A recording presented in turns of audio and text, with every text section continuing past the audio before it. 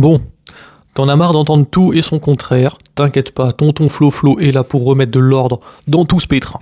D'accord. Aujourd'hui, on va parler du café et plus précisément de la caféine. Ce qui est bon et pas bon, ce qu'il faut savoir, ce qu'il faut faire et éviter de faire, etc., etc. Bon, commençons par les points positifs que normalement tu connais. Hein. Bon, et encore, vu le taux de débilité des gens en ce moment, ça m'étonnerait pas que tu saches pas ça. Donc une petite piqûre de rappel ne ferait pas de mal.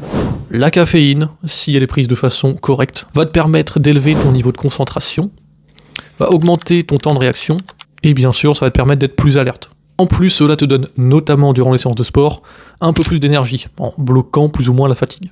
Si tu en abuses, ça peut augmenter ton anxiété et ta nervosité, et diminuer ton sommeil. Et Dieu sait que le sommeil est important, n'est-ce pas, Jackie? Oui. La clé est donc de savoir comment et quand l'utiliser, tout simplement.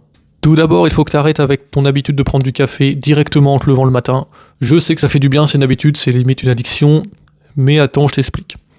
En prenant la caféine dès le réveil, tu vas interférer avec l'hormone qu'on appelle cortisol qui t'aide à surmonter les étapes de la journée. Et donc en prenant du café, notamment donc de la caféine dès le matin, cela va interférer avec ta sécrétion de cortisol. Et donc c'est pas la meilleure chose à faire. Je te conseille donc d'attendre 1 à 2 heures avant de prendre ton premier café. Deuxième chose, il faut éviter de dépasser le seuil des 400 mg. Si vous voulez par exemple prendre un peu de caféine, avoir un peu de caféine avant vos séances de sport, évidemment vous pouvez prendre par exemple un pré-workout dans lequel il y a par exemple 100 mg de caféine, c'est largement suffisant pour une séance de sport. Pas besoin des pré-workouts avec directement 400 mg, c'est pas top. C'est déjà la limite, ça sert à rien. Donc sinon vous buvez un petit café. Mais ne le buvez pas non plus à 16-17 heures, sinon ça va juste perturber votre sommeil. En résumé, pour faire simple, le café et donc la caféine peut être intéressante à utiliser durant la journée, mais si c'est correctement pris, si les prises sont correctement faites. Il faut pas dépasser du coup les 400 mg par jour. Essayez d'espacer les prises. Évitez de prendre du café directement au réveil, mais attendez plutôt 1 à 2 heures avant d'en prendre un.